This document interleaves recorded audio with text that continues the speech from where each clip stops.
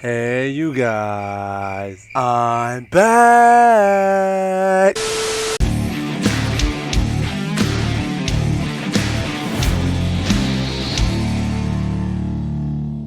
What's good, hooligans? It's your boy TornadoMcRae back at it again with another video. And I know I've been gone. I get it. If y'all can't see, new digs. Your boy, he been moving and grooving. Like 2024, new dreams, new things. Hey, I got a lot going on. I'm in the process of a lot of stuff. So currently y'all getting some very temporary background settings from me. But that's neither here nor there. That's neither here nor there because I missed y'all. How you doing? How your auntie? How's she doing? Anywho, bro, it's Wednesday. So y'all know it's ESPN Wednesday, and I ain't been here. I gotta check because the streets been talking. I've been hearing a lot of chatter. That's been going on in the sports world, and I gotta address it. I gotta talk about it. First things first, we're gonna hop into NFL because I'm gonna do a quick recap, wrap up. And one thing I want to address: the city of Detroit, because I need to know what the fans did this year to sacrifice one team's success for the other. Don't say that. And if you don't understand what I'm talking about, the Detroit Lions, yes folks, those Detroit Lions are currently sitting as the number 3 seed in the NFC. Huh? And should have won this past week against the Dallas Cowboys, but were cheated by the refs in the NFL, who for some reason now put up that players need to clearly report, even though the player clearly reported. Leave it to the NFL not to put responsibility where responsibilities due. Anywho, but had they beat them, they would be the number 1 seed in the NFC right now. Hey, boy, ain't no fucking way, boy. Boy, ain't no way, boy. Bro, when's the last time you ever thought you'd hear that? Pepperidge Farm remembers. But they're still the number 3 seed. And the reason why I say sacrifice is because the pro basketball team in Detroit, the Detroit Pistons. First things first, congrats. I'm gonna say congrats. Free wings. Wingstop. I need to get mine. I'm just saying. That's great on y'all. But how y'all got these free wings after a historic single season consecutive losing streak? Embarrassing. And again, just set the NBA record for the most consecutive losses in one season with 28 straight games. They had not won a game since Halloween. We done played all Mariah Carey's Christmas music through November and December. I done seen the Charlie Brown Thanksgiving special. I done seen the Charlie Brown's Christmas special.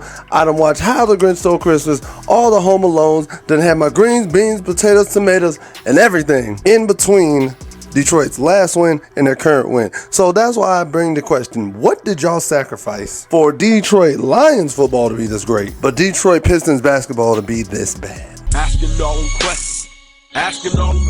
Why you asking all them questions? Making statements. Because the crazy part is, at the beginning of the season, the Pistons were the ones that were expected to be in the playoffs for their respective sport. But the Lions were kind of just like, it's Detroit. I'm just being honest. Bro. I'm just being honest. But kudos to the Lions. I love to see it. And on the flip side, the team that's usually connected for mediocrity with the Lions, the Cleveland Browns, being led by old Joe Flacco, are one of the top seeds in the AFC. And have clinched a spot in the playoffs. I'm telling y'all now, y'all can call me crazy. Y'all can say whatever y'all want. I'm calling a Detroit and Cleveland Super Bowl. Cocaine's a hell of a drug. I'm calling it. That's what I want. That's what I want to see. Because you know, whichever team wins, that city's getting destroyed. Brooklyn Rage. The streets will riot in excitement. I'd probably like to see Detroit more than Cleveland because Cleveland got that LeBron championship in basketball back in 2016. So, you know, it's neither here nor there. But I think it's kind of cool to see them doing their thing. Also in the NFL, can we put some respect on Lamar Jackson's name, please? Absolutely fucking not. The man got the number 1 seed in the AFC. He's been balling lights out. The Ravens are the top team out there, and he's nowhere near the MVP conversation. Truth be told, I think Tyreek Hill should win the MVP, but that's just me. However, it is a quarterback award. It's going to go to a quarterback. Why not go to the quarterback of the best team in the league? Logic, let's use it. that is actually a game changer, not a game manager. Sorry, Brock Purdy. I gotta call it out, bro. Because we all know, outside of Trey Lance, just about anybody can look fantastic in Kyle Shanahan's system, especially with them weapons. Come on, dog. Come on. But overall, I think it's really cool how they've been playing. The Bills are really weird on a side note because apparently the Buffalo Bills are in a position where they win this weekend against Dolphins, they get the number 2 seed, but if they lose, they could potentially be out of the playoffs. That is the worst win and you're in, losing, you got, and you're hoping for help situation I've ever seen. Weird as all get out. The Eagles, all I need y'all to do is just make sure the Cowboys don't win the NFC East, dog. That's it. Do not give them home field. Don't do it. Please don't do that. Like, for me, get it together. Oh, honestly, the rest of the NFL's playing out kind of like how I expected. Shout out to Mike Tomlin. 17 consecutive seasons, never had a losing record. Now, you're probably about to be fired. The way Pittsburgh looking, you're probably about to be fired, but that's a good record to have, dog. That's a good record. I'm just saying. One of the main things I do want to address now has been this college football playoff bowl season. This year's bowl season. I gotta tell you, it was perfect. Perfect. Everything, down to the last minute details. Top tier. My favorite bowl game that I actually watched live was the Western Kentucky and Old Dominion bowl game in the famous Toastery Bowl. Old Dominion was up 28-0 in the first quarter and lost. How, Sway? How you lose, dog? How, Sway? That makes no sense to me. They lost 38-35 in overtime. Sorry, man. I'm gonna tickle you again. Wouldn't let that shit happen to me, though. Couldn't be me. But I know y'all want to hear what I had to say and what I'm thinking. And we're going to get to the college football playoffs. First things first. Alabama, y'all a great team, but I'm happy y'all lost to Michigan. Damn. Respect to the program. Michigan, Jim Harbaugh, you finally came through, bro. You won the big game, or you won the penultimate game. Now, can you win the final game? That's the big question. Shout out to Michigan for getting the W over Alabama like I wanted them to. Weird play for Alabama at the end of the game. I don't know what that play call is. I've heard Nick Saban try to explain it. Truth be told, it's a dumb play call. I will put that play call probably one step below Pete Carroll in the Super Bowl. That's just me. Because of the simple fact that you're doing a shotgun run when you're already on the 3, or your quarterback is starting at the 7. That's a long 7 yards, man. If you go in a shotgun, that's kind of wild. At least straight up the middle. Maybe if you go to the left or the right, you could have done something better. Now, Texas. I told y'all weren't getting no championship. And I'm happy. I'm ecstatic. I'm elated.